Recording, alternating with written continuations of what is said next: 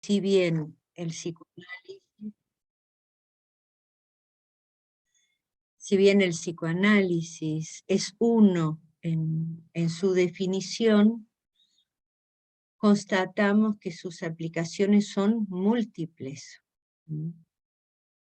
Ya que varían en función de los contextos clínicos y prácticos. Hay diversidad de edades, sintomatologías, diferentes dispositivos institucionales que dan lugar a una gran variedad de prácticas. Entonces, este aspecto a mí me parece muy interesante, que hay una unidad de orientación del psicoanálisis aplicado, pero que en realidad no se trata de la aplicación de un modelo único. ¿M? Yo diría que para hacer un primer abordaje tenemos que señalar dos modalidades de aplicación del psicoanálisis según se dé en una, podríamos decir, en una práctica individual, es decir, una consulta, y me refiero entonces a dos personas, ¿no?, el analizante y el analista, ya sea en un hospital, en un centro, en un consultorio, pero es de a dos. Y una práctica más bien plural, que se puede dar en un hospital, en una clínica psiquiátrica, en un hogar de alojamiento o especializado, en un centro de día, etc. A esta práctica plural es a la que estoy apuntando cuando hablo de práctica en institución. Y hay acá algo a señalar, y es que cuando se trata de aplicación del psicoanálisis a la práctica individual, hay ciertas condiciones que no se dan cuando se establece una atención institucional. Es justamente esta diferencia lo que indica modalidades diferentes de aplicación del psicoanálisis. La práctica en institución, la clínica que se presenta, no suele ser la del síntoma analítico, que es la que se plantea en la práctica individual. Alguien viene con un sufrimiento, eso introduce una pregunta, una división, hay una suposición que el analista entonces puede responder, hay una demanda en el sentido analítico. En la institución no suele haber eso, y por eso es que esto exige respuestas que son de un orden diferente al del nivel de la simple palabra, que es lo que pasa en la práctica individual y en la sesión analítica. Fíjense que ya de entrada tenemos lo siguiente. En una institución hay varios practicantes que encuentran y acompañan a un mismo paciente o residente. Y también cada practicante establece lazos con varios pacientes al mismo tiempo y en el mismo lugar. La responsabilidad terapéutica no se limita al paciente que eventualmente puede comprometerse a sostener una serie de entrevistas, sino que se extiende a cada uno de los pacientes de la institución, incluso a aquellos que no demandan nada, ni siquiera han demandado estar en la institución. Tampoco podemos ignorar que para el paciente hay una pluralidad, porque él al estar ahí puede encontrarse con otros practicantes, ¿no? Entonces es también una estadía que va más allá de un tiempo de la sesión, que puede ser de media jornada, de una jornada, de 24 horas. Entonces, la idea es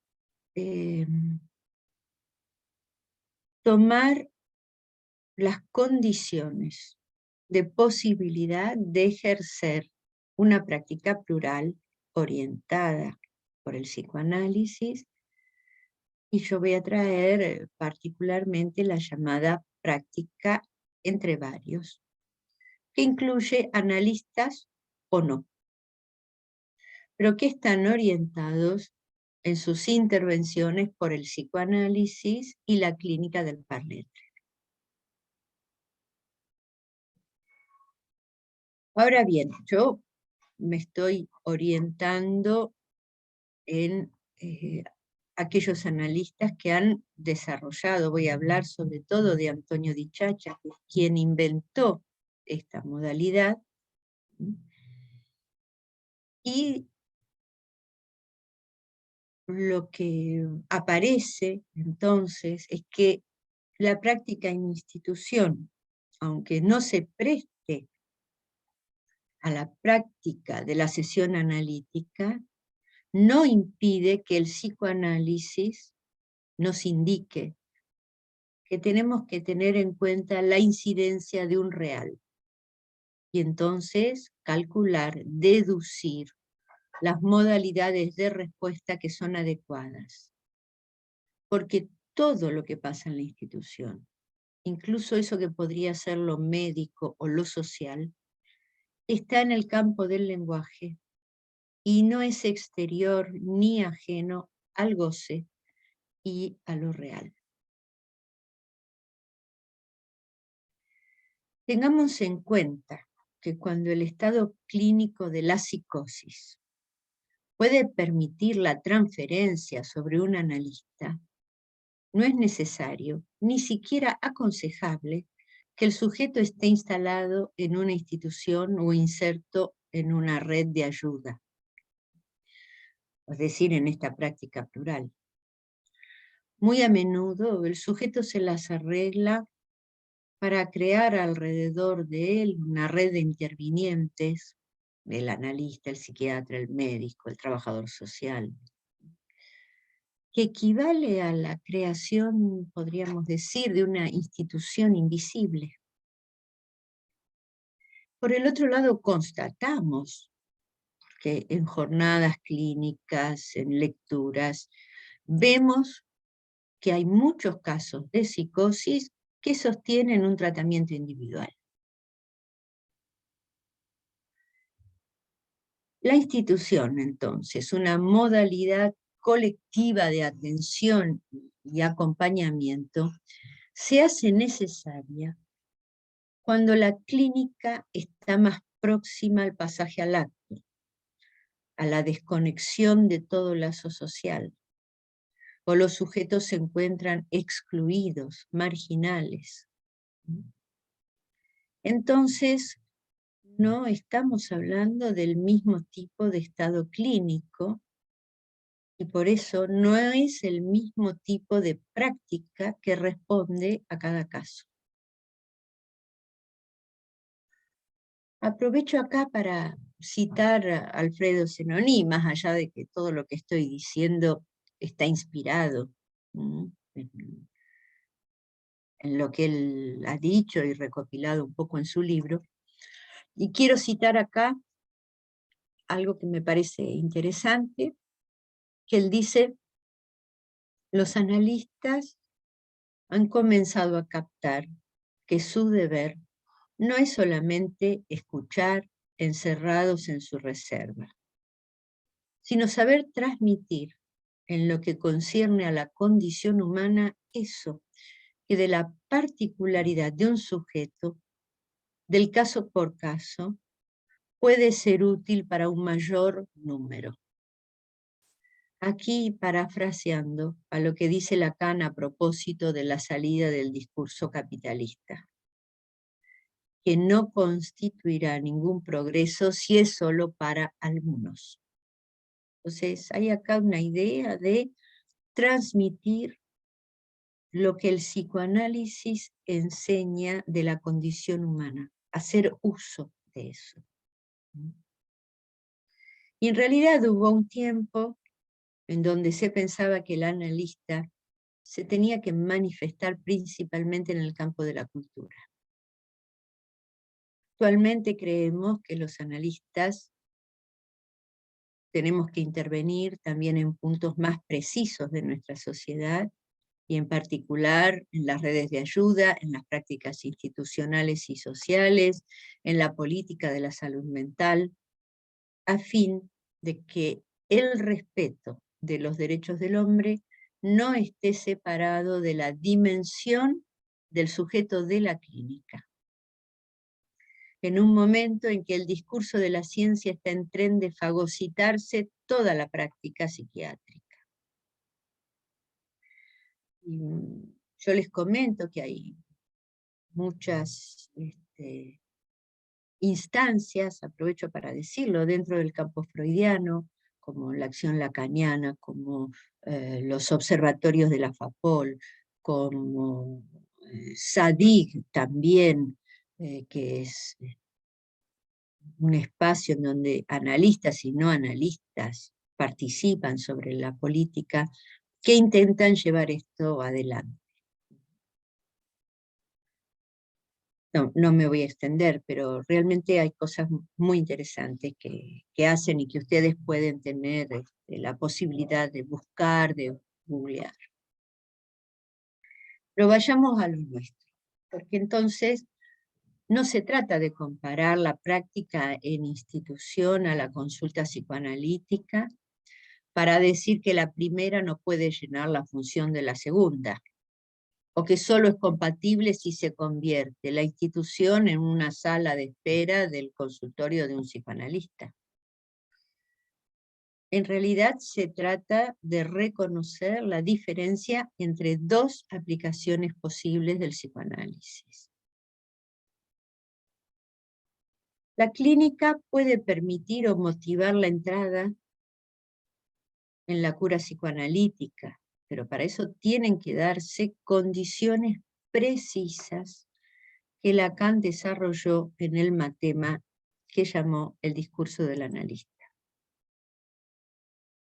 Pero en las circunstancias en las que hay no solo fenómenos de delirio, sino también cuando el goce retorna en el cuerpo y en el actuar, y nos encontramos ante el pasaje al acto suicida o peligroso, automutilación, agresión, errancia, o si no, inmovilidad catatónica, estupor melancólico, pérdida de todo interés, ausencia de todo proyecto, uso devastador de las drogas o el alcohol. Ahí es necesaria entonces la intervención institucional o social, muchas veces llamada internación. Bien, esta respuesta se inscribe en el discurso del amo. Digo esto porque el discurso del amo trata de sacar del medio del camino todo lo que viene a impedir un funcionamiento. Entonces, sin duda, estas cuestiones vienen a irrumpir el orden público y son ubicadas como cuestiones de salud mental. Entonces, pero es el discurso del amo que da este tipo de respuestas, se inscribe dentro del discurso del amo. Ahora, no por eso deja de poder estar orientada o esclarecida por el psicoanálisis. Al mismo tiempo, no porque esté orientada por el psicoanálisis, debe tener la presencia de una sesión analítica. Porque, como dije antes, la sesión analítica exige las condiciones que se deducen del matema del discurso del analista. Entonces, esto un poco desmonta esa antinomia, ese choque que siempre hace aparecer la práctica en institución y la práctica individual como excluyentes. Quise aprovechar para hacer un poco de historia acerca de este trabajo en institución. A partir de los años 60, 1960 del año pasado, del siglo pasado, se crearon formas extrahospitalarias de tratamiento o formas institucionales que se podrían decir más livianas. Fue una época en la que había una crítica fuerte a las grandes instituciones hospitalarias psiquiátricas. Una época de utopías comunitarias, como la llamó Lacan, que introdujo también el movimiento de la antipsiquiatría y que fue inspirado por el movimiento kleiniano, por psicoanalistas kleinianos, sobre todo los ingleses. Pero dentro de lo español-francés también se puede citar a alguien que se llamó Tosquelles, que era un psiquiatra catalán, marxista, republicano, que tuvo que exiliarse en Francia, y que fue el inventor de la psicoterapia institucional, sobre todo para adultos, porque revolucionó el funcionamiento de los psiquiátricos con una práctica que vinculaba la política, la experimentación clínica, la cultura. Él se apoyaba en dos patas, Marx y Freud. Fue pionero en introducir en las instituciones, por ejemplo, tareas de autogestión, comisiones, clubes de enfermos, formación para los practicantes, experimentaciones con teatro, cine, escritura, creación de periódicos, de murales, de diarios internos, instaló imprentas, talleres, bien, muchísimas cosas que rompían entonces ese lugar tan mortífero que era un psiquiátrico. Hubo otros que también continuaron esto, Oury, Guattari, Fanon, Canguilhem, todos ellos introdujeron movimientos para inventar o para armar eso que se llamó el trabajo institucional. En esa época también influenció la enseñanza de Lacan, porque justamente la enseñanza de Lacan hizo que se pusiera el acento en las virtudes del uso de la palabra y en los valores de la intersubjetividad.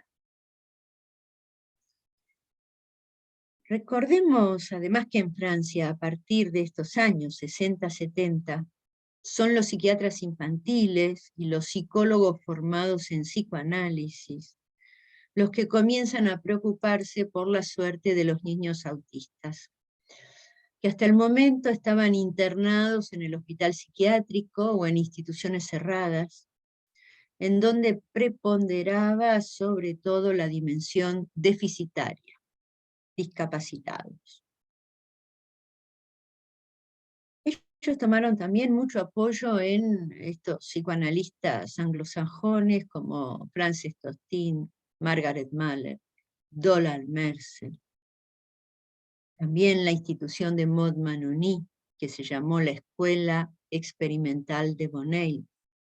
También los trabajos de Robert y Rosine Lefort, que trabajaban en una institución. Estos últimos todos alumnos de Lacan, aunque en algún momento se hayan alejado algunos, pero todos tomaron de Lacan.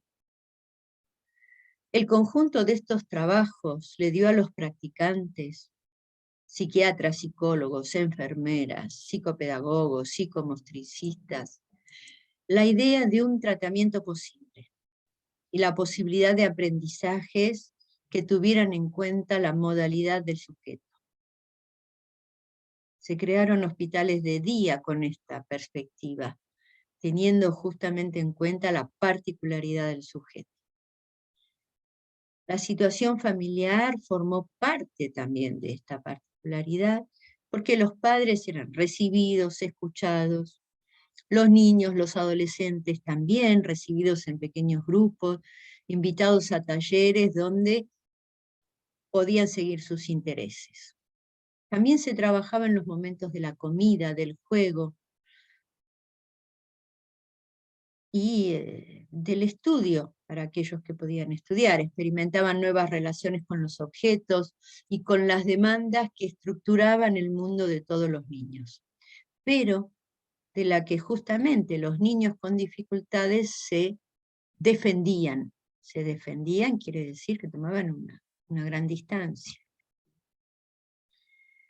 Así se crearon instituciones y lo que se llama lugares de vida, o sea, el equivalente a una internación, donde o vivían todo el tiempo o de lunes a viernes volviendo los fines de semana.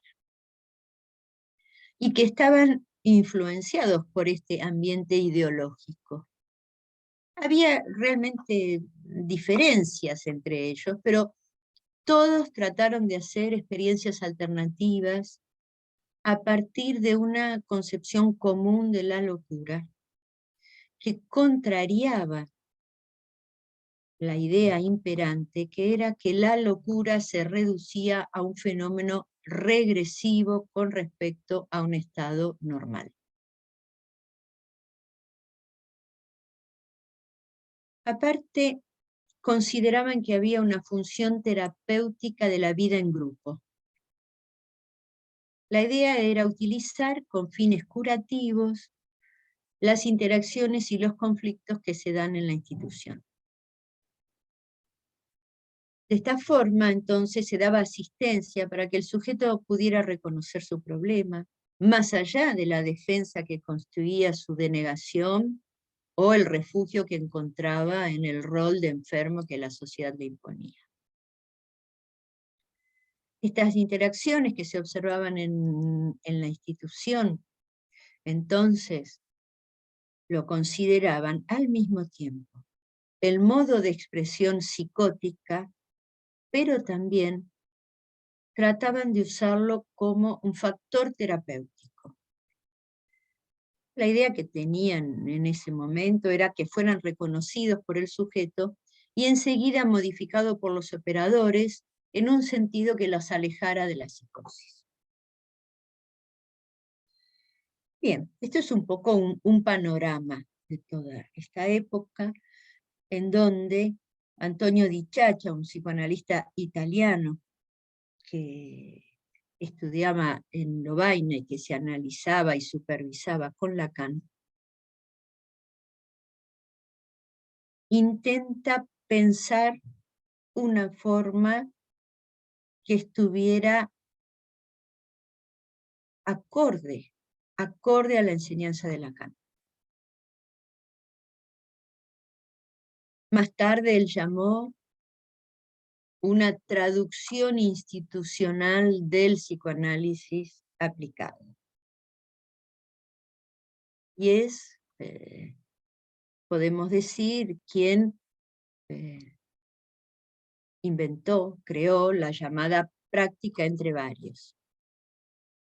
Así se tradujo la expresión en francés pratique à plusieurs, que fue inventada por Antonio Di Ciaccia a partir de la experiencia del Antenne 110, una institución ubicada en Genval, las afueras de Bruselas, en donde se tomaban niños que sufrían de psicosis, autismo, graves problemas de la personalidad, hasta los 12 años. Algunos vivían ahí durante la semana y otros solo permanecían la jornada, ya que no podían asistir ni a la escuela y a veces tampoco vivir en la casa.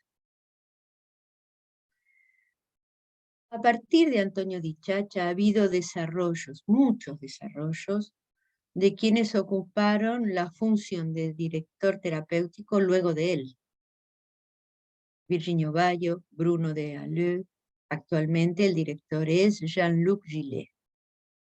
Pero también ha habido desarrollos de otros que abrieron también otras instituciones, nombro algunos porque hay bastantes más: Alexander Stevens, Alfredo Simoní, Eric Loran.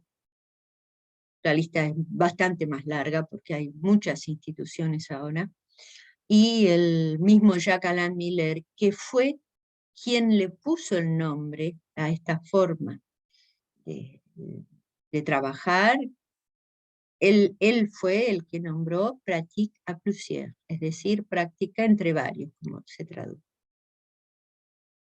Así que en realidad lo que yo voy a decir hoy está impregnado de ellos, de mi experiencia en la Antenne 110 durante 7 años, en la época en que Antonio Di Ciaccia era director.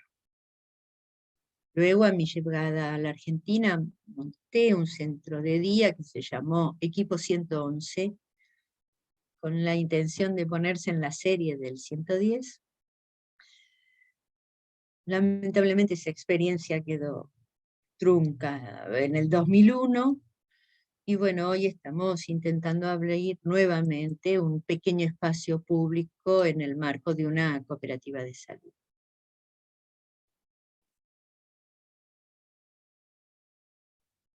Hago un poco también del relato de lo que fue la experiencia de Antonio Di Ciaccia, que apenas se había recibido de psicólogo,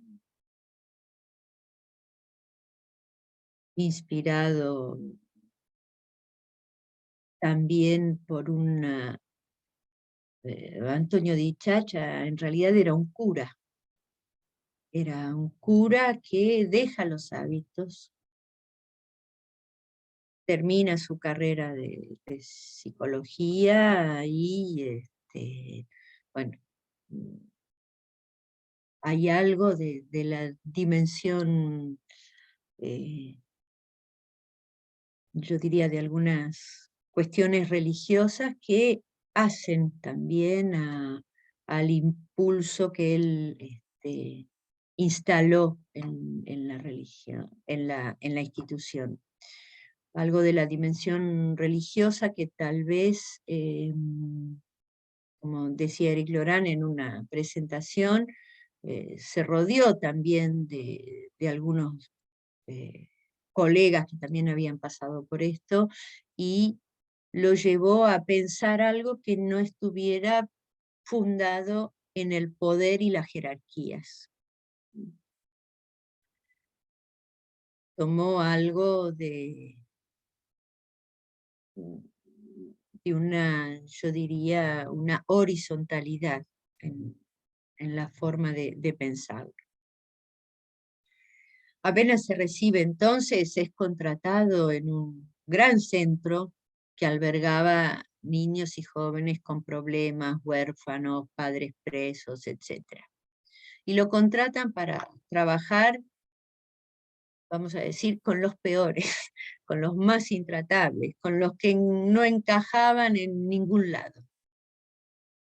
En muchas oportunidades Antonio Di Ciaccia relató los impases ante los que se encontró, porque nada de lo que intentaba hacer tenía incidencia.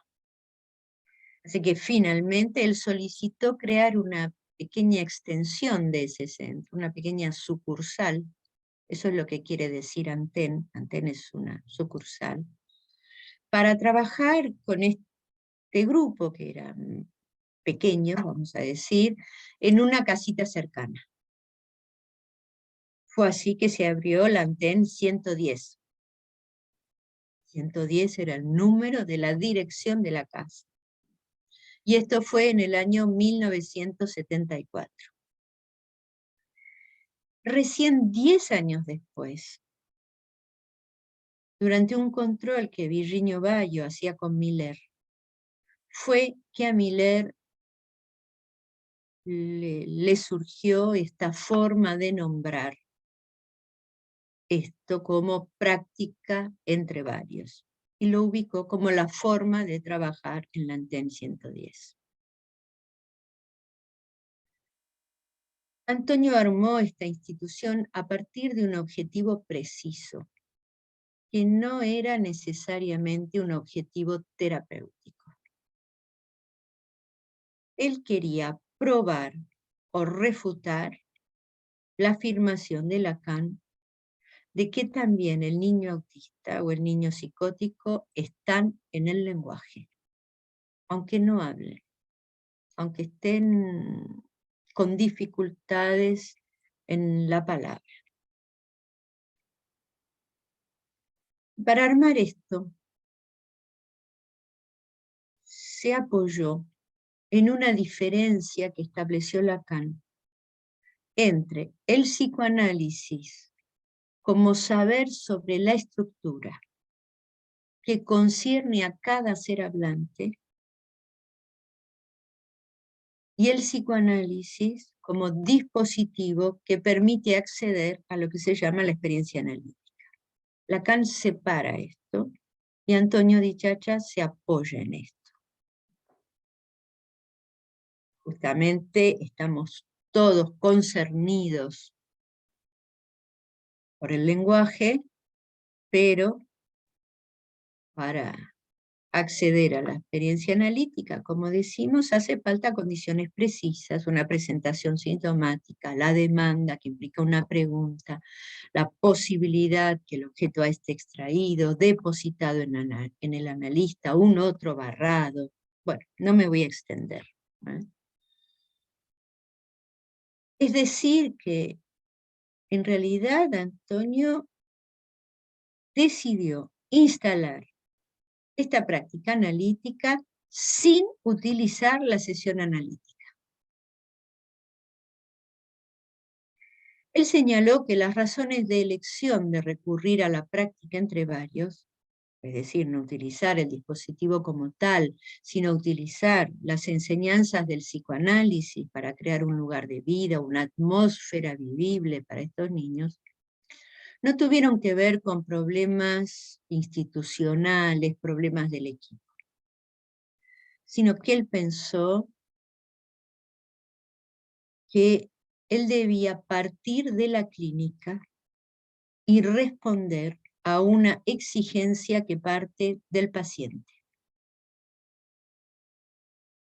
Bien, pasaron muchos años de ese momento. Esta modalidad tuvo mucha recepción, tuvo una difusión y una extensión bastante impresionante, incluso más allá del campo freudiano.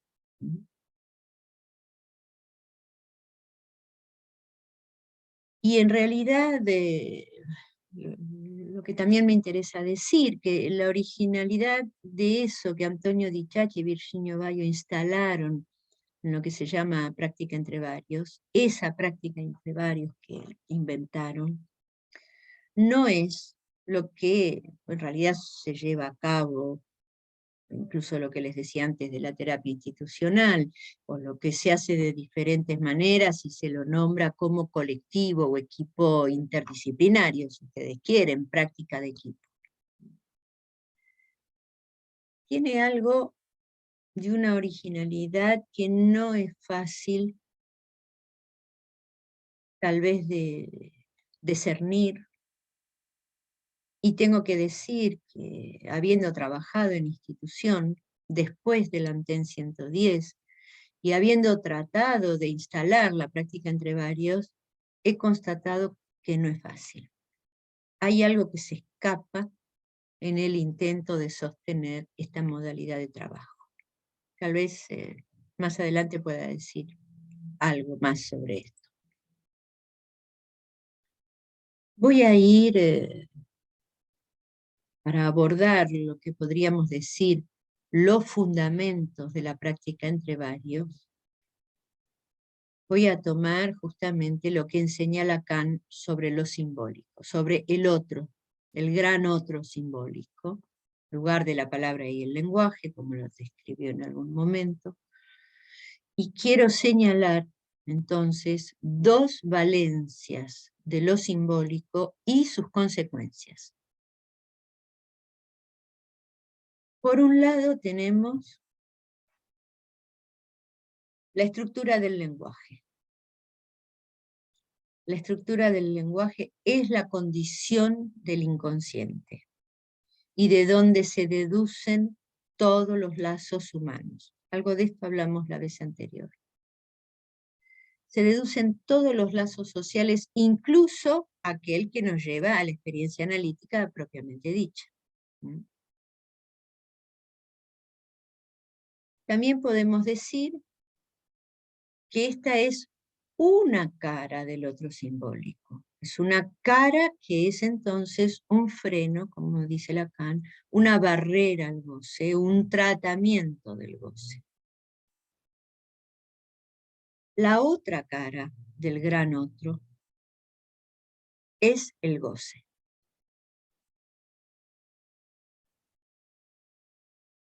Digamos entonces que la primera cara recubre a la segunda.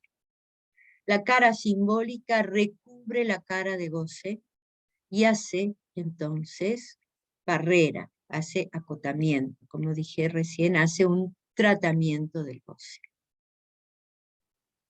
Ahora bien, esto no es así para todos los seres hablantes. Hay estructuras en donde esto está invertido y el goce aparece en primer plano. Por este motivo, la cadena significante se convierte en pura sucesión de un significante, que no se encadena a un segundo, y se repite siempre el mismo. Entonces, por un lado, hay seres hablantes que se defienden del goce por medio de lo simbólico, el sentido. Hay otros que, por lo contrario, se defienden de lo simbólico, porque lo simbólico es real. Pero se les presenta el dilema que no se pueden pasar de lo simbólico, porque está en la estructura humana. Y este es el caso más ejemplar de esto es el autismo. En estos casos, lo simbólico es real, porque se da una continuidad entre simbólico, imaginario y real. Y esto impide suplir la función de lo simbólico por medio de lo imaginario, que es lo que en general pasa en la psicosis, y que le permite a partir de un delirio armar entonces un enganche sólido y operatorio. Lo simbólico en su aspecto de barrera al goce, aunque sea un funcionamiento mínimo, le permite incluso al autista una regulación y una estabilización. Implica un orden, un ritmo, una repetición infinita. Pensemos en el aleteo, pensemos en el balanceo. Y por el otro lado, podemos constatar que el hecho que en los casos de autismo, las sorpresas y las novedades implican siempre una crisis. Es lo que más se verifica. Ahora bien, por este mismo motivo, toda atención dirigida al niño autista, también algunos psicóticos, es inoperante o se convierte en pura agresión por el hecho de que simbólico y real son uno solo. No hay barrera entonces al goce en exceso, a ese goce de más. Lo simbólico se convierte en medio de goce. Justamente eso toca a la función de la palabra. Entonces la primera conclusión es atención cuando nos dirigimos y hablamos a un niño autismo, que tiene autismo. A partir de esto, es que Antonio Di Ciaccia trató de inventar un dispositivo que parta del sujeto. Porque él también ubicó en la enseñanza de Lacan lo que afirma, que la condición del sujeto depende de lo que suceda en el gran otro. Entonces, para cualquier institución y para cualquier abordaje es fundamental ubicar cuál es la estructura del gran otro y cuál es la estructura del sujeto. Antonio también se basó en las coordenadas de la realidad y del símbolo, ubicando que cuanto más amplias son, más posibilidades tiene un sujeto a nivel de la realidad. En el caso del autismo, esa articulación es mínima. Solo hay un punto en el que coinciden estas dos coordenadas cartesianas. Justamente esto Lacan lo desarrolla para ubicar la posición en tanto tal, dijo Lacan, hay que referirse a las coordenadas cartesianas del esquema R. Esto lo pueden encontrar en el seminario 5. Lacan dibuja esas coordenadas y ubica una horizontal que dice es el eje de la realidad.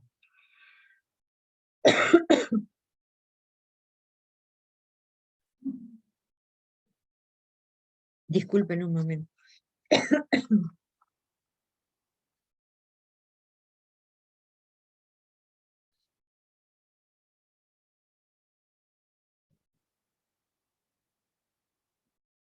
Les decía entonces,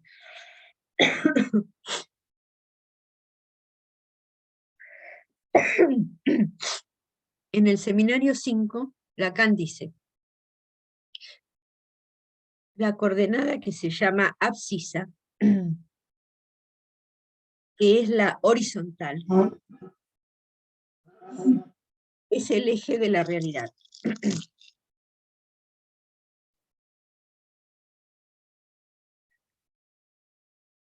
Es decir, la del síntoma y la del objeto.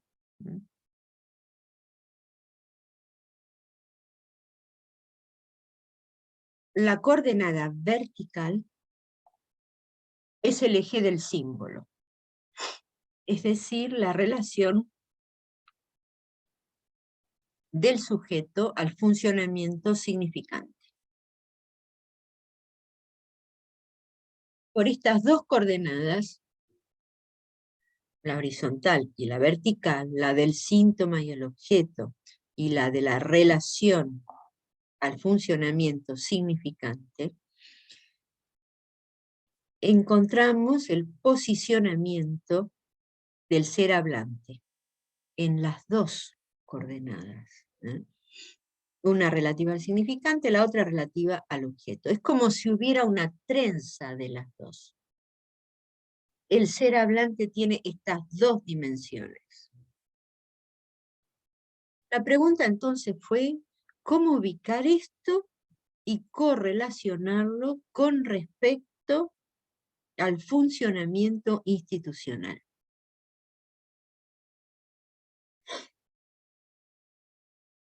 Lo tenemos que tomar en función de la receptividad del sujeto con respecto a la palabra y la implicación en su deseo. Es decir, lo primero que tenemos que preguntarnos es en qué posición está el sujeto en relación al campo de la palabra y el lenguaje. Cuando la relación del sujeto con respecto al símbolo, a la palabra, al significante es muy frágil, como por ejemplo en el autismo, que estas dos se juntan solo en un punto y no hay todo un trenzado más amplio, podríamos decir, ahí es donde Antonio decía, nos inclinamos por la práctica entre varios. porque esto nos permite separar aspectos de lo simbólico. Podemos operar la intercambiabilidad y la desespecialización. No sería el caso, por ejemplo, para ciertos sujetos psicóticos que tienen una relación a la palabra, al símbolo, al significante y al lenguaje, que no es tan frágil.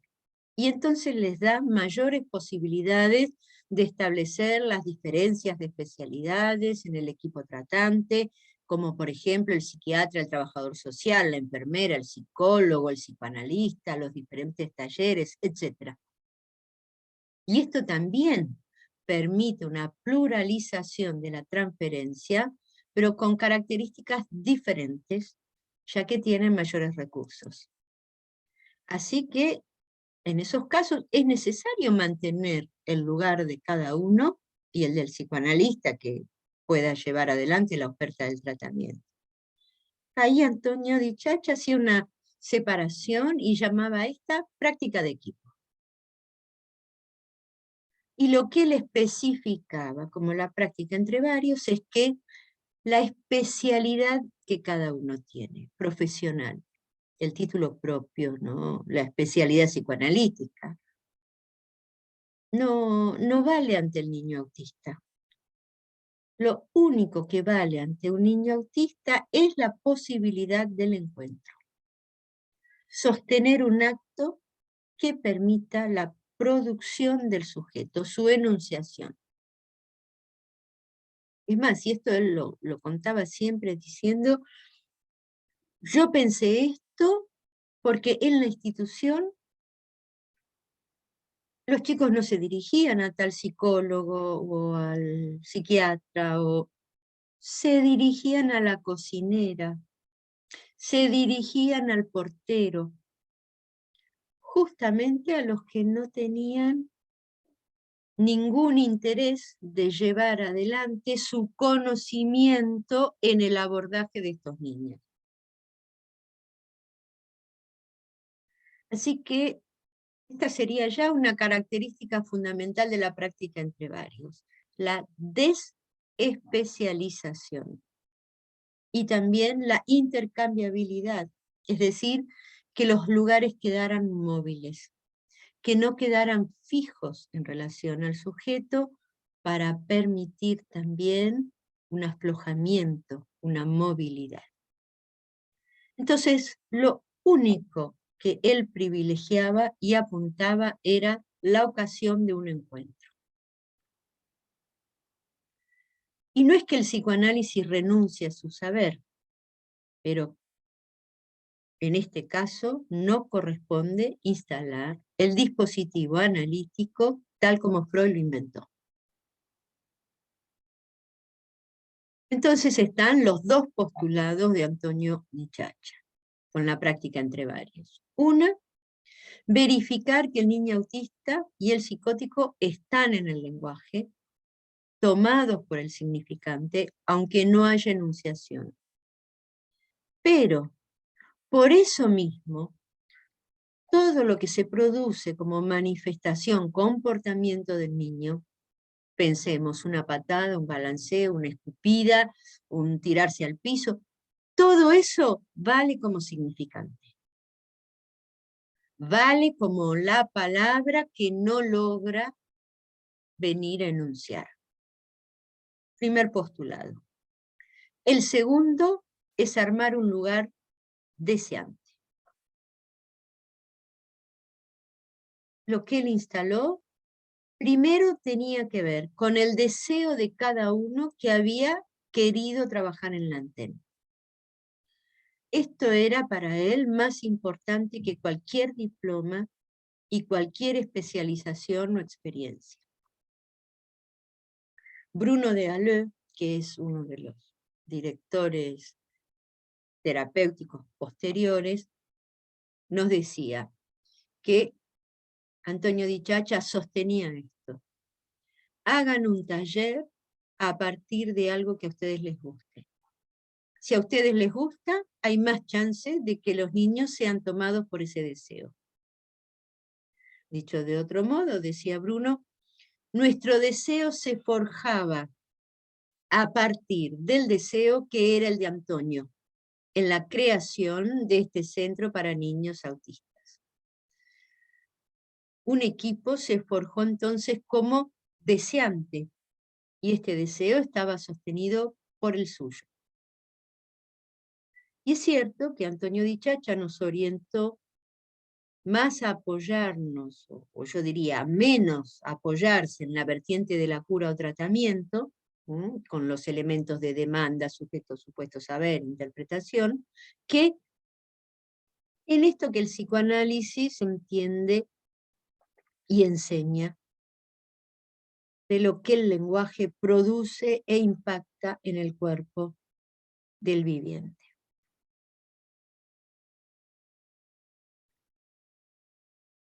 Hubo otras instituciones entonces que trataron de apoyarse en esto y también con variaciones. Y con el tiempo de la enseñanza de Lacan también se fueron introduciendo nuevas lecturas.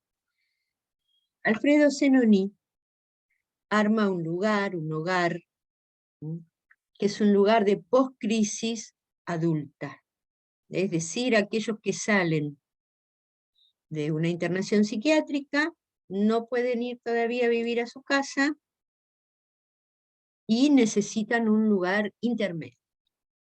O no están para una internación psiquiátrica, o hay cuestiones sociales, bien, pero no pueden mantener entonces una vida corriente, diría. Tiene una tesis fuerte. Él piensa la cuestión de la institución a partir de lo que la causa. Él va a decir el real en juego en la psicosis. Lo que hace que la vida ordinaria sea insoportable e incluso imposible para estos sujetos. Es también un psicoanalista italiano y también tocado por la experiencia italiana, en donde se suprimieron las instituciones psiquiátricas. Y entonces él decía que se hayan suprimido las instituciones psiquiátricas no suprime lo real que motivó su creación. También Alfredo Zenoni iba a partir de la química, de la estructura del gran otro y el sujeto, y no de los diplomas, como decía Antonio Di Chacha. Es más, él decía también, Alfredo Zenoni lo sostiene en su libro, no hay que partir de la voluntad terapéutica, por más benévola que sean sus intenciones. Es decir, los tomamos para curarlos. Tengo que decir que en esto es freudiano, porque Freud decía que el deseo de curar, lo que él llamó el furor curandi, entorpecía el trabajo y dejaba al practicante en mala posición. Freud siempre dijo, se trata de una investigación del inconsciente y los síntomas se curan por añadidura. Es decir, primer objetivo no es sacar los síntomas.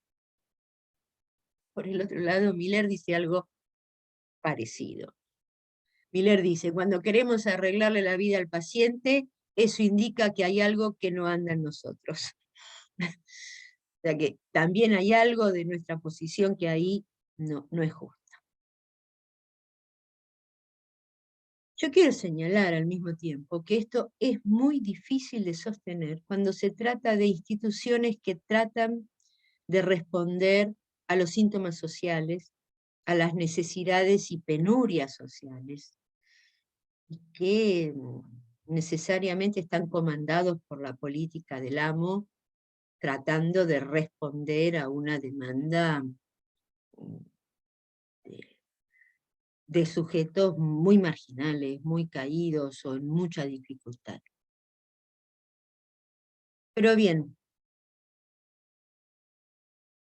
la idea entonces es no perderse en el eterno debate sobre la compatibilidad o no del psicoanálisis y la institución, sino elegir una aplicación del discurso analítico a la práctica institucional como tal, entre varios, sin por eso excluir que, por ejemplo, una entrevista individual se pueda aplicar en otro lugar o en otra situación, y que incluso en una institución las entrevistas individuales son necesarias para cuestiones de seguimiento, organizativas.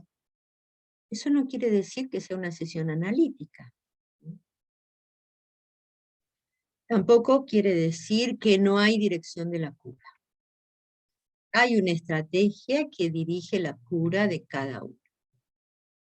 Pero lo que es importante, que señala Alfredo Zenoni, es que la institución no ocupa el lugar del consultorio del psiquiatra o del psicoanalista, sino que la institución viene al lugar del lazo social que se volvió impracticable. Hay algo en esta posición y en esta práctica que se correlaciona también con la abstinencia y la neutralidad del dispositivo inventado por Freud.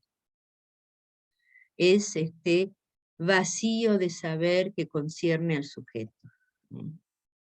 Cuando Freud decía, recibimos al sujeto sin saber nada, ponemos todo en suspenso. A esto Virginio Bayo lo llamó saber no saber. Saber no saber sería no estar seguros de qué es lo mejor para esa persona, por dónde tiene que ir, si tiene que separarse o no de una madre estragante, si tiene que ese niño aprender para estar incluido en la escuela. Es decir, nos abstenemos de saber qué es lo mejor según nuestro punto de vista para el sujeto. Esto toca incluso a lo que Lacan trabajó en la dirección de la cura y los principios de su poder. Porque esto es táctico y estratégico, y concierne justamente a abstenerse de la transferencia y abstenerse, perdón, de la interpretación y tener un manejo particular con la transferencia. Es una posición ética que utiliza los elementos del psicoanálisis. Entonces, ¿cuál sería la posición? Se trata de mantener una presencia deseante al servicio de una oferta de encuentro en primera persona, pero sin el gran otro, o con un gran otro amputado de goce, siendo al mismo tiempo un tercero siempre convocado, es decir, el otro del lenguaje. Y en este sentido, convertirse en un partener que no se encuentra ni en posición de terapeuta ni de analista, sino que ponen en juego su deseo, sus preferencias, sus ideas. Es una posición que Eric Laurent llamó analizante civilizado. Es una posición en donde más bien estamos divididos. No somos nosotros los que tomamos una posición de semblante de objeto como se da en el discurso analítico, en donde los deseos del analista permanecen siendo una incógnita.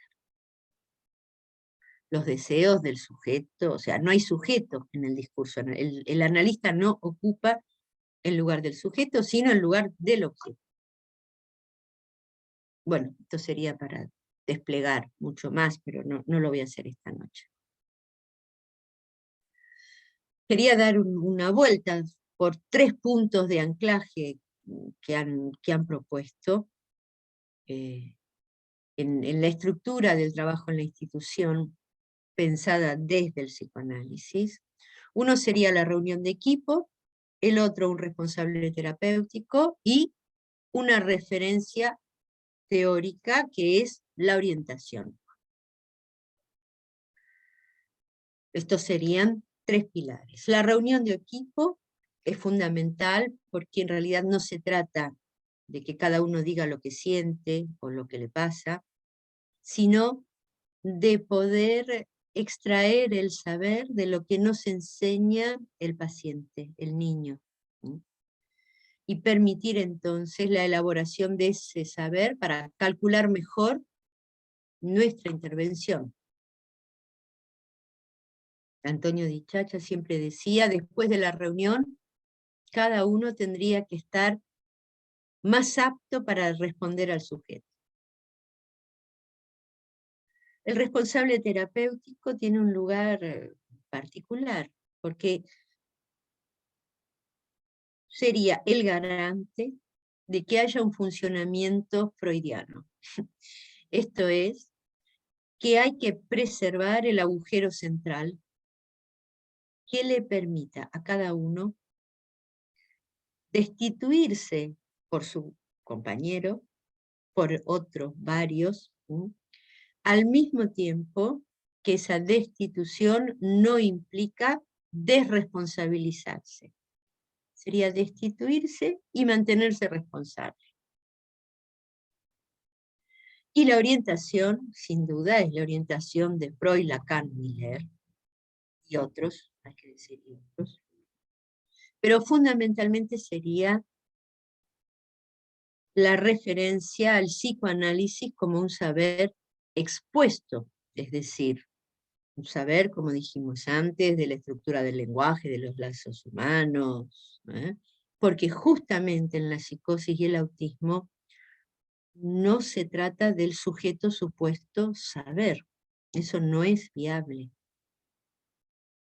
Entonces hay un saber que es el de las lecturas, el de los debates que se dan entre el equipo, vamos a decirlo así. Así que para Alfredo Zenoni también cada practicante puede tener su propio estilo, su modo de estar presente de una forma un poco distraída, para que la presencia no esté cargada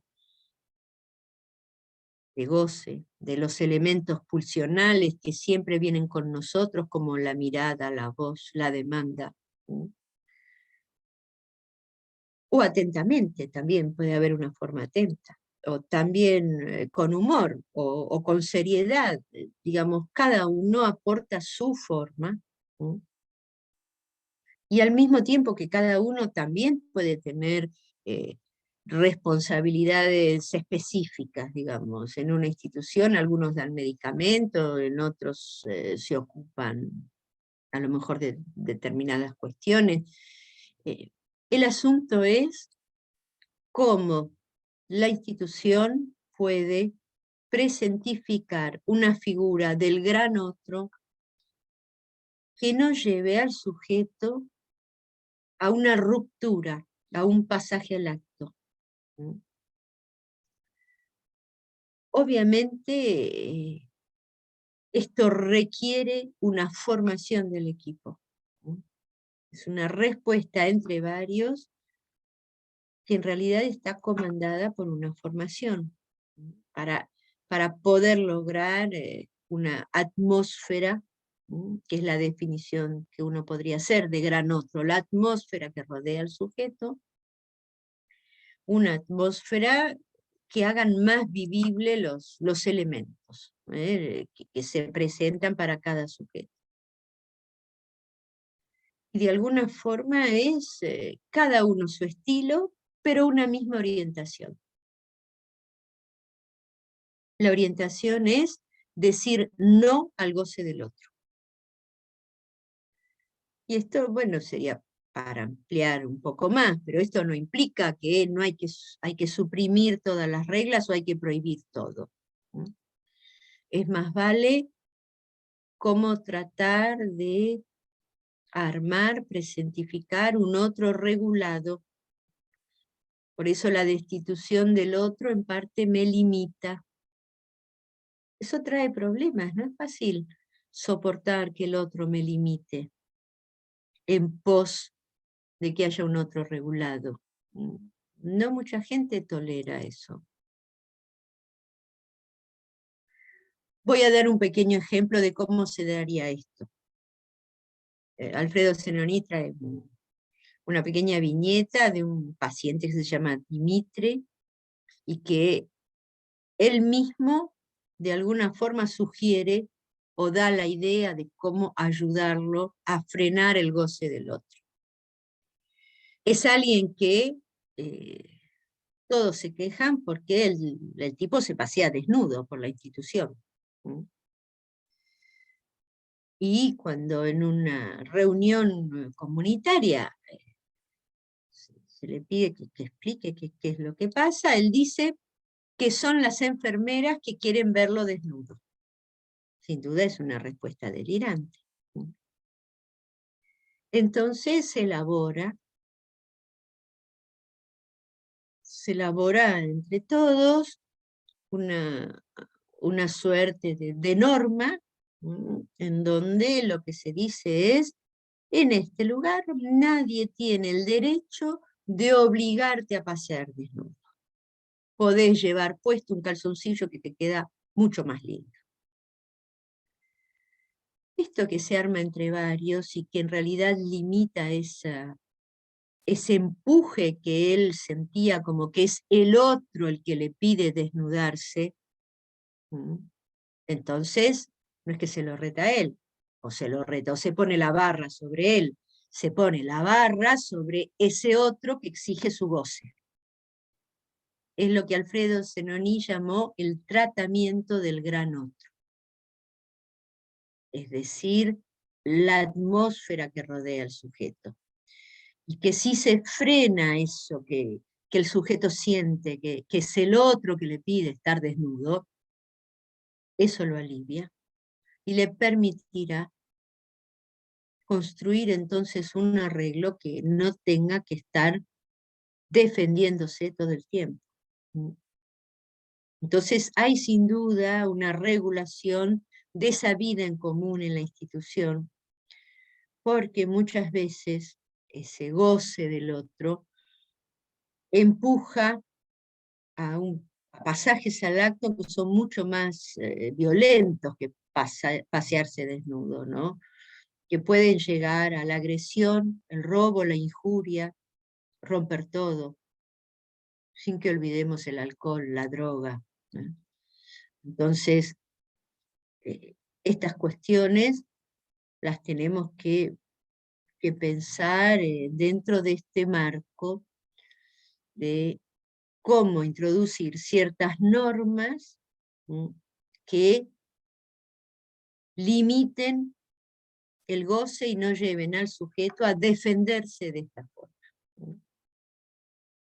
Por eso Alfredo Zenoni marca muy bien que todas las indicaciones no tienen como objetivo, por ejemplo, disciplinar al sujeto para que vaya vestido, sino que las intervenciones refieren a un decir que dice no al goce, más que una regla que exprese la voluntad del otro, más que una posición moral. No estamos de acuerdo con la desnudez, porque eso es una falta de respeto. No, se trata de frenar el goce del otro. Y lo que se constata es que si se aloja a un sujeto así, se le ofrece asistencia, en general también social o medicación, toda la animación del complejo institucional produce por sí mismo efectos de pacificación y de estabilización. En algunos casos, incluso de sedación. Obviamente, también hay algo en torno al llamado proyecto terapéutico.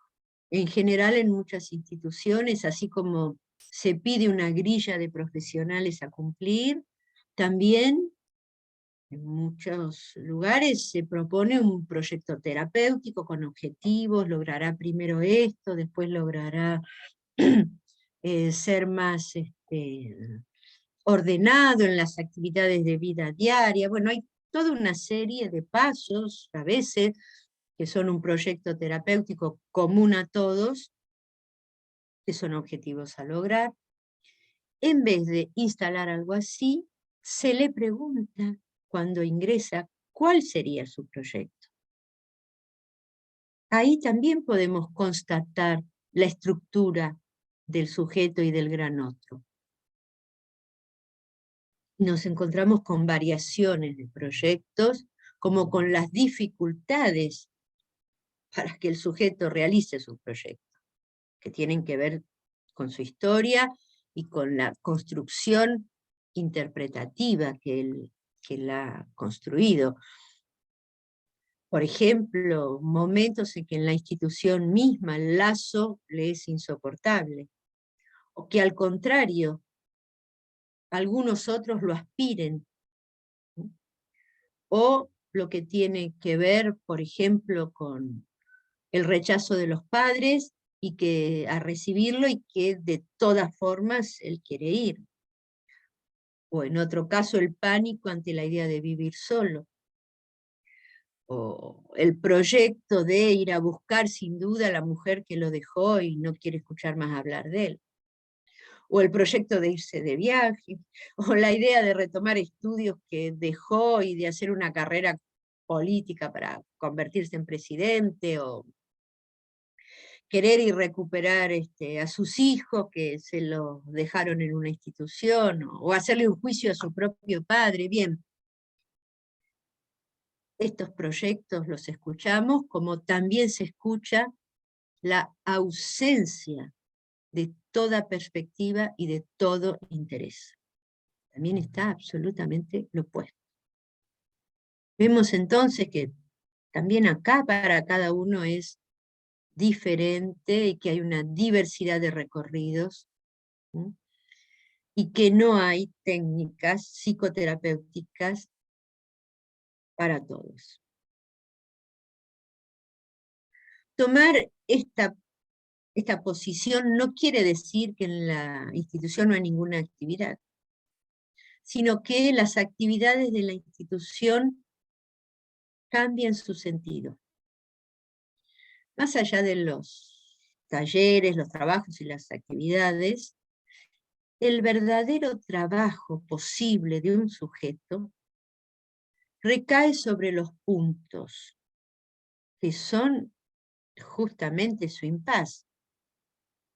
Por ejemplo, de certeza persecutoria, de abismo, de pánico, de exaltación. Y en realidad todos estos puntos en general son reactivados por la perspectiva de una vida fuera de la institución. Lo que tenemos que ubicar es que el otro, el gran otro, malvado, que persigue al sujeto, no es tal o cual partener, tal o cual persona de su entorno, sino que lo persigue es el goce íntimo, ese del cual el sujeto no se ha podido separar. Ubicarse entonces del mismo lado del sujeto para hacer barrera a ese goce en exceso y hacerlo responsable también de una construcción para frenar ese goce en exceso, es de alguna manera aliviarlo de un estatuto de enfermo discapacitado. Y en ese sentido las normas ayudan, y ayudan también a que uno se ubique. Por ejemplo, un sujeto encuentra como solución para las voces y para estar con otros, escuchar la música súper fuerte durante la noche. Uno ahí en la institución dice, bueno, ¿y qué es lo que tenemos que hacer? ¿Aceptar su solución? pero esta solución molesta a todos los otros, que no los deja dormir. Entonces vemos cómo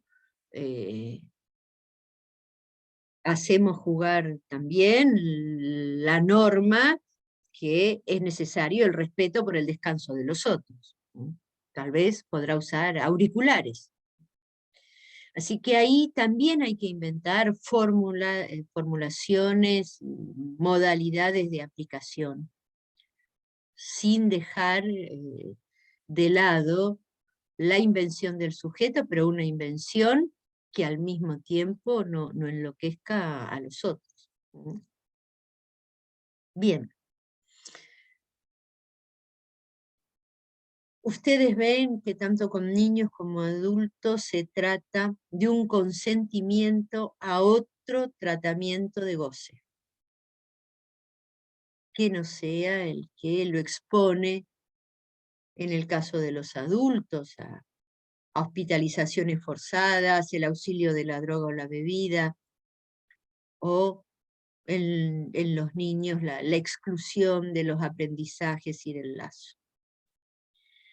Ahora bien, no todos acceden a esto, y eso también hay que saberlo. Hay sin duda diferencias en cómo abordar a los niños y cómo abordar a los adultos.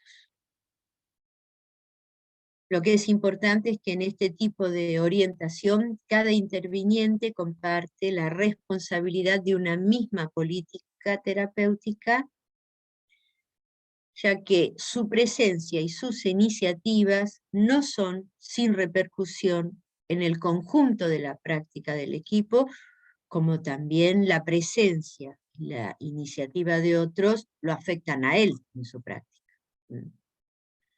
Así que es interesante lo que propone Alfredo Zenoni, que más que interdisciplinariedad, él propone interresponsabilidad.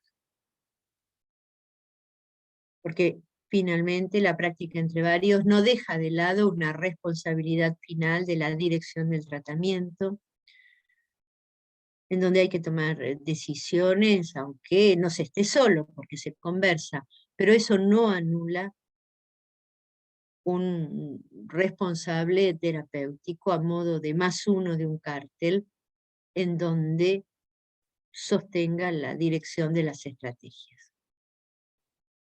Así que en realidad esto es muy diferente a un estilo que pensaría que se logra un tratamiento con la síntesis de diversas disciplinas.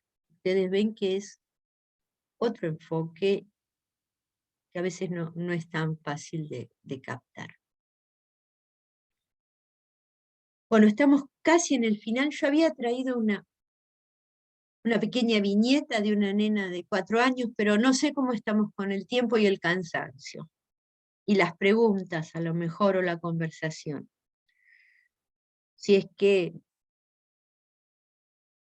tomo la viñeta, descansamos acá un poco, conversamos, ¿qué me proponen?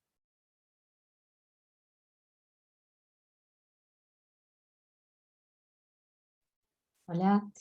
La Sí, viñeta es cortita, Marcela. sí. Porque estaría bueno escucharla y Bueno, sí. conversar. Bueno, tomo la viñeta. La viñeta es de una nena de 4 años, Lina.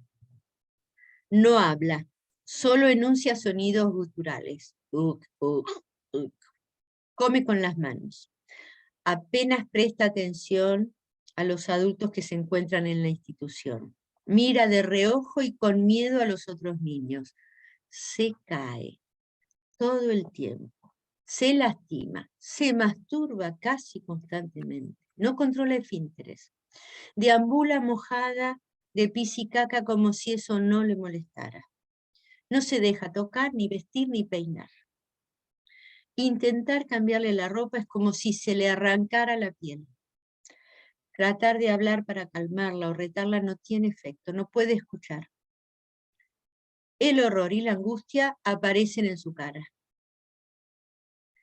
El dispositivo de la institución en la variedad de talleres alojado ese sufrimiento y la ha seguido en sus circuitos. Durante un taller, mirando una revista, de repente Lina arranca la foto en donde había una madre con su bebé en brazos. Pone este recorte enfrente de ella a la altura de sus ojos. Y a partir de ese momento se desplaza mirando esa foto, que no le permite ver nada de lo que está alrededor, pero sin chocarse, sin caerse y eludiendo todos los obstáculos. Al mismo tiempo, en otro espacio, en otro taller, Lina establece una relación particular con la ropa. Pone mucha atención a estar vestida como aquel que la acompaña. Por ejemplo, también cuando lava los platos, ella puede participar, siempre y cuando tenga puesto el delantal y los guantes, igual que el interviniente que está con ella lavando los platos.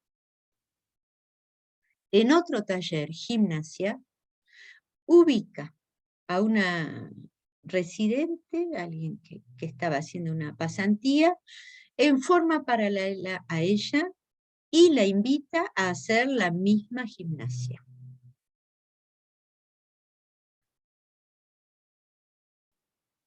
Entonces,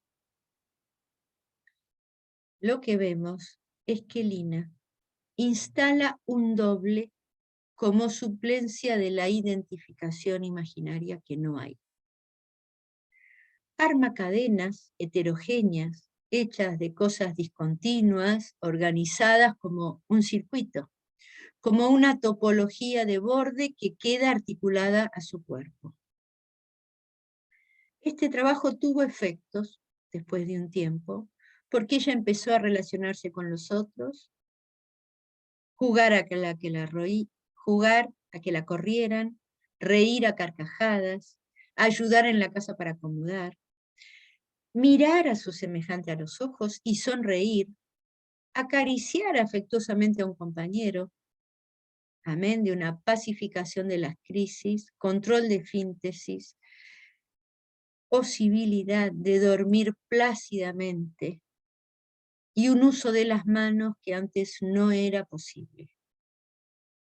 Es decir, que ella ha logrado desprenderse un poco de un repliegue homeostático que tenía cuando llegó a la institución, un repliegue de su propio cuerpo. Sí, acá dejaría entonces en esta viñeta, en donde quise mostrar un poco también la variedad y la diferencia, en donde se pudo encontrar una lógica que se repetía de diferentes formas, y esto también porque en cada taller se respondió de diferentes formas y se le ofreció diferentes posibilidades. Bien, me detengo entonces acá.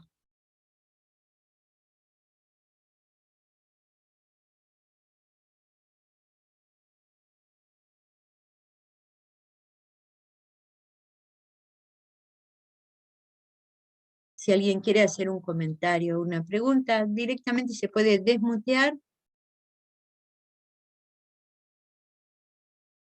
y tomar la palabra.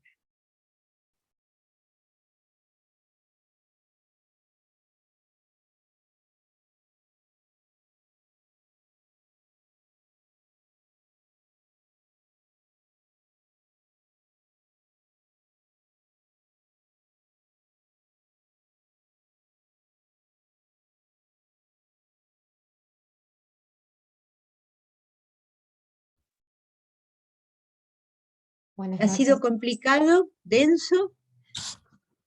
No. Yo me quedé con la pregunta cuando dijiste que en la práctica entre varios algo se escapa. Si podrías un poquito decir algo más de eso.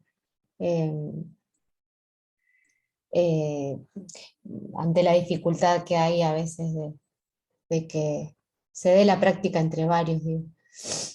Sí. Diría que algo se escapa de precisar para mí la invención de Antonio Di Chacha. Después ha habido muchas modificaciones y vueltas. ¿Qué se escapa? Eso por un lado. ¿Cuál es esa invención en realidad? ¿En qué difiere del equipo, de la interdisciplina? Bueno, un poco me he apoyado en lo que Antonio, Virginio y otros han tratado de explicitar. Yo creo que lo que yo me he topado es que no es fácil soportar que no hay sesión analítica. Que muchas veces, sobre todo, yo diría en lo que ha sido para mí el encuentro en la Argentina, está muy sobrevalorado la aplicación del psicoanálisis al dispositivo entre dos, es decir, la sesión analítica. Desde la carrera de psicología misma, no hay nada que se considere psicoanálisis si no es la sesión analítica. Entonces, con gente con la cual he trabajado, por ejemplo, me ha dicho, no, yo estudié para ser psicóloga, no estudié para venir a hacer jardinería. O no estudié para... no, yo quiero hacer las entrevistas, no quiero quedarme lavando los platos con los chicos, por ejemplo. Y tal vez, bueno, hubo para mí, hay una dificultad en transmitir, pero no es solo la transmisión, es también el ideal ambiente, si puedo decir, ¿no? Sobre todo también que hay que decir que el trabajo en institución se considera muchas veces como el lugar donde yo me inicio y me autorizo como analista, pero me autorizo como analista para la sesión analítica. Y entonces ahí también hay una dificultad. Alfredo Zenoni suele decir, no es que los que trabajan como talleristas, intervinientes, se conviertan en psicoanalistas, sino que el psicoanalista tiene que ir del lado del tallerista y del interviniente en este tipo de instituciones. Yo creo que lo que en general encontramos en las instituciones es distinto, es otra cosa, es un plantel, se requiere el psicólogo, el trabajador social, el terapista ocupacional, el fonoaudiólogo, cada uno tiene que pasar también sus informes y sus prestaciones específicos, ¿m? Y por el otro lado se arma como un lugar de trabajo y un lugar de sesión analítica, o símil, ¿no? Y eso no es, bueno, eso es lo que está, me parece, bastante instalado, y por eso digo que que hay algo de esta práctica entre varios, con todas sus variaciones, porque después se han hecho montones de variaciones según los lugares, que en muchas instituciones es difícil de ubicar. Entonces, cómo para estos sujetos que es casi un lugar de vida, o de casi toda la jornada, o que están 24 horas, y que no hay una demanda analítica, o sea, la demanda termina siendo en algunos adultos, porque quiero cambiar, no hay nada en donde el sujeto está implicado, en los chicos porque los llevan, en los chicos es más que evidente que no hay demanda, y que no hay síntoma analítico, o sea, ahí es salta a los ojos, ¿no? Es el otro el que demanda. No hace falta que me explaye. Entonces, el punto es que eso no impide que tenemos que trabajar con respecto al goce y a lo real y a lo que incide en el cuerpo. Pero que justamente en este tipo de casos la palabra interpretativa o la interpretación, como se entiende en el dispositivo freudiano, más vale no es para aplicar así, porque o introduce goce, o me pone del lado de un perseguidor, o me pone del lado erotómano, o no pasa nada, porque la otra también es, no pasa nada, o sea, pasa como si fuera lluvia, qué sé yo, ¿no? Entonces, hay otras formas. Las formas de la convivencia a veces tienen más efecto sobre un tratamiento de goce, las formas de la convivencia,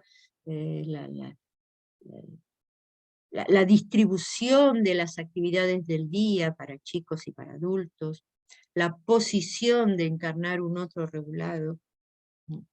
Eso tiene más efectos. Es más, uno ve fácilmente cuando hay un equipo que está regulado cómo los sujetos van bien.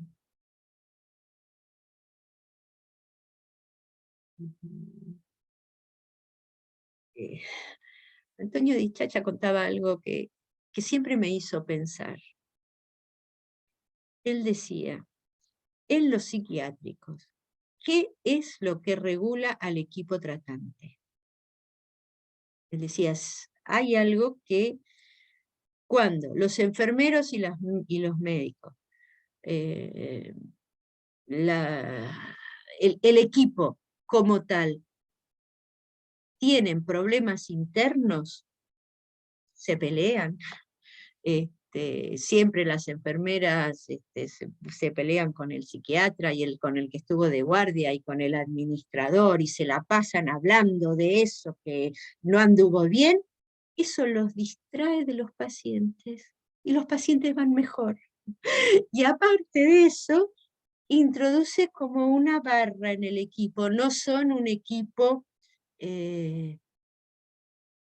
¿cómo podría decir? Como si fuera un bloque de cemento sin ninguna rajadura. Eso que él decía siempre me hizo pensar en, bueno, primero que es cierto, eso que suele pasar, como suele pasar que los chicos autistas se dirigen al portero y al chofer de la tráfico, más que al supuesto psicólogo que quiere ahí hacer algo, o el terapista ocupacional, que es otra forma, con respecto al autismo, es otra forma de decir lo que decía Lacan, cuando le preguntaban por qué los autistas no nos escuchan, y él contestó, no los escuchan en tanto ustedes se ocupan de él. Es decir, esa posición de demanda, ¿no? De querer educarlos, tratarlos, etc., hacía que se cerrara más. Entonces, es como que hay matices de eso, pero que hay algo de... Sin duda la idea de práctica entre varios es cómo encarnar un otro regulado con una falta que no sea la pelea entre enfermeros, psiquiatras y administrativos por un paro, porque estaba sucio, porque tal otro no llevó tal cosa. Bueno, todas esas cosas que pasan siempre en todos los equipos, y que hacen que no sea algo así, un bloque, ¿no? De todas formas, siempre que uno dice algo hay un montón de otras cosas a seguir haciendo, observaciones y cuestiones en donde hay algo de lo real que se escapa cuando uno quiere formalizar y transmitir algo. Que es lo mismo, yo pienso que se escapa cuando uno quiere transmitir qué es un analista. ¿No? Es como que uno trata de apresar y hay algo que nunca termina de decir. No sé si aclaré o embarré más. No, sí, se aclaró bastante.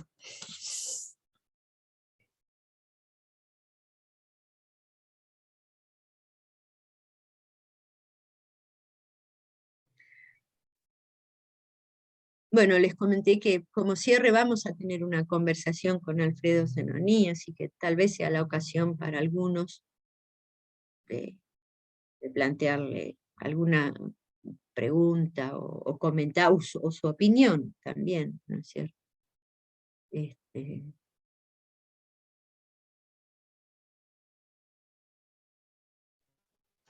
Marcela, Sí, buenas sí, noches. Paula, buenas noches. Te quería preguntar porque la clase pasada estuve usando otra computadora y no encuentro dónde lo anoté. Si vos podías volver a citar, creo que la vez pasada dijiste que ibas a trabajar sobre un libro de Zenoní, ¿no? Sí. ¿Lo podés volver a, por favor? Eso quería preguntarte. La otra práctica clínica se llama.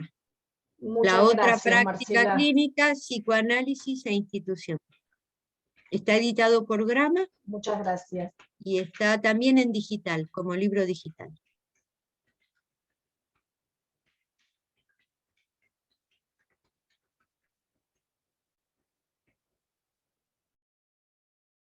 Bueno, si no hay otro comentario o alguien que no esté de acuerdo también, o que tenga otra idea y la quiera decir.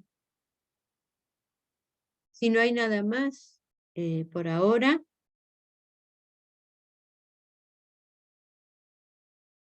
dejaríamos acá hasta el mes que viene. ¿Mm? Bueno, muy bien. Hasta la próxima, entonces. Gracias, Marcela. Hasta la próxima. Chao, Gracias, Marcela. Buenas noches a todos. gracias, Marcela. Buenas noches.